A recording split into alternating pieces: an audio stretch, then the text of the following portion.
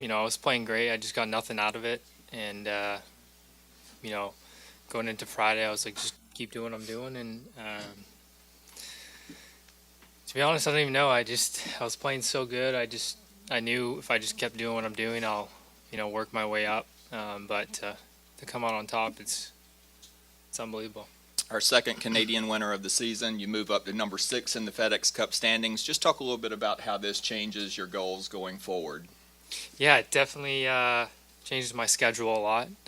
Um, Obviously, I'll be into more events now.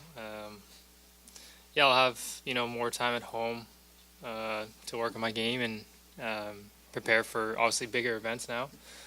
So I'm excited. Okay, awesome. We'll go into questions. Let's start with Dale right here in the middle. Dale, we'll give you. There you go. 17 under. Late in the round, you had Brian and Sahith, bearing down on you. Can you talk about the birdies on 16, 17 that helped pull you over the line?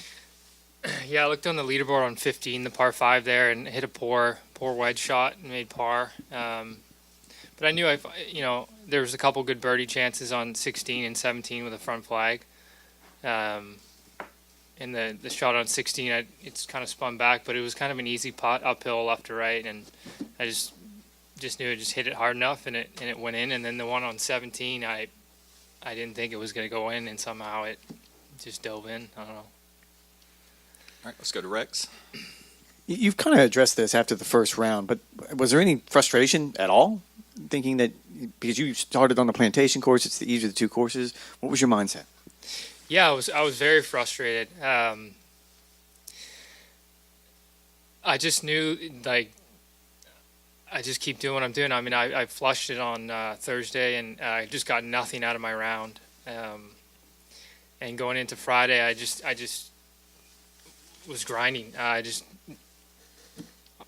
don't even know. I just was putting great, hitting it great, and I just kept hitting the fairway, hitting on the green, and just kept doing what I'm doing. I don't really know. I just knew if I just keep playing great, good things will happen. And last week I found something in my golf swing, and just kind of took it into this week. And yeah, I mean that's pretty much it. That's it. What do you think the difference was between Thursday and the rest of the week? Putting, for sure.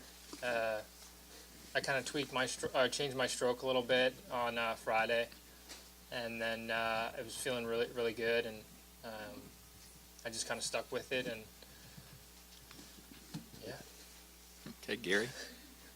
Adam, on Friday, do you watch the leaderboard enough to know how far behind you were behind what you thought the cut might be?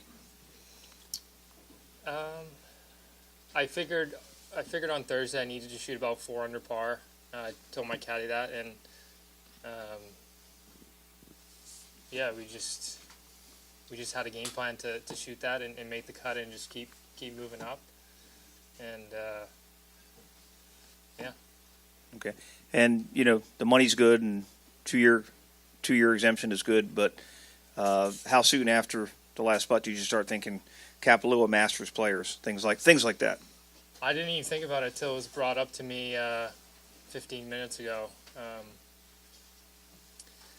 I'm more proud of what I've accomplished from the direction I was to the direction I've gone now. It's more fulfilling than money to me. So I'm more just proud of myself for things I've been doing. All right, let's go Adam and then up to Kevin. I mean, when did you start thinking I could actually win this tournament?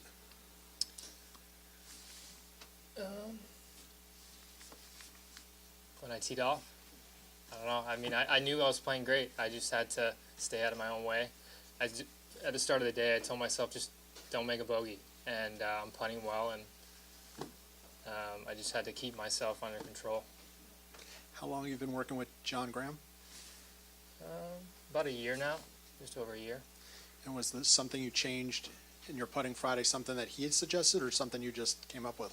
Yeah, we really work on flow in my stroke, and sometimes on the long ones, especially this week, it's fast, so just having a little bit more flow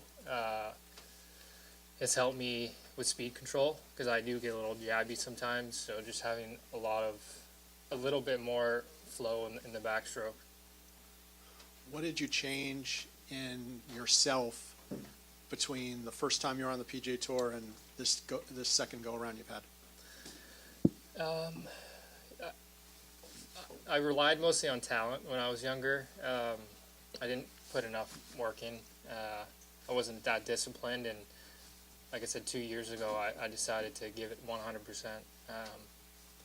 And I've been super disciplined on, I don't drink anymore.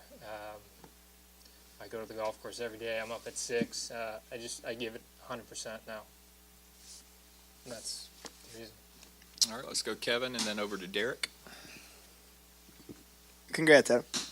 You mentioned in the Golf Channel interview that a couple years ago you were thinking about quitting golf. What was that point? Well, I mean, every tour player wants to quit golf once in a while, but you say that, but you obviously don't. It's just a feeling because you're so down and you're not playing well. But I just made a choice to give it 100%. There was no after I lost my tour card, that's kind of when I decided to do that. And what were the conversations like? Was there anyone you relied on in particular to set a course, or was it kind of self-planning of those changes? It's all self. You can say you can work hard, but in the end, if you got to actually do the work, and I'm just proud of myself for doing that.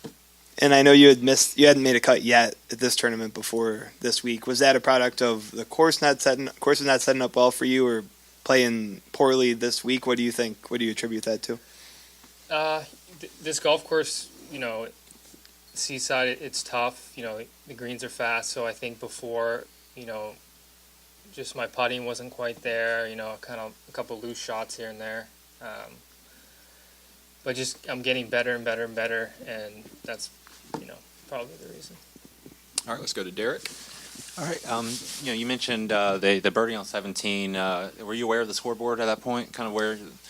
All right. So you hit that. What are you feeling up 2 strokes after making that birdie and onto the tee box on 18? Yeah, I was pumped. I was super excited. I knew if I just hit the fairway on 18, I can kind of get it up there and make par or bogey. And yeah. Is any sort of nerves just knowing, like I said, you just basically don't have to not mess it up to be able to pull out the first win for you? Yeah, I was just swing 50% because that 50% is probably 80%. And that was kind of my mindset coming in the last couple holes was just swing 50%. And yeah. All right, let's go over to Sean. We've seen a few rounds of 62, 63s out of you over the last few years. Obviously, you went low the last 3 rounds here. What do you think? Is it something about your game or mentality that allows you to, go low fairly often? I think it's ball striking, consistency. Hitting fairways, hitting greens, giving yourself opportunities, not short-siding yourself. I'm definitely getting better at playing away from flags now. Before I was, firing out, all the flags, and when the putter's hot, you can shoot low numbers doing that. All right, anything else? Okay, let's go back to Kevin. What do you think? How do you think going back to the Korn Ferry Tour in 2020-21 benefited you most as you look back, kind of at that part of the journey in your arc? Realizing I wasn't good as I actually was, and realizing that how hard everyone works on this tour and what it takes to get here. It was a blessing, to be honest. It kind of changed my path and everything. What's one area you've worked harder kind of in this second stint of your career since that kind of readjustment? I would say putting, especially probably the last 6 months. I've put in a lot of work with putting. But I try and even it out, chipping, putting, hitting. Just the everyday, putting that work in, it just slowly get better. What was the toughest part of putting, kind of at first in your career before these improvements? For me, it was the short putts with confidence, kind of steering it here and there, and when you have confidence when you're putting, you feel like you can make everything, and those 2-3 footers, you just bang them in. The fact you've led the field statistically in strokes gained putting this week, what does that mean to you from? I didn't even know that. Cool.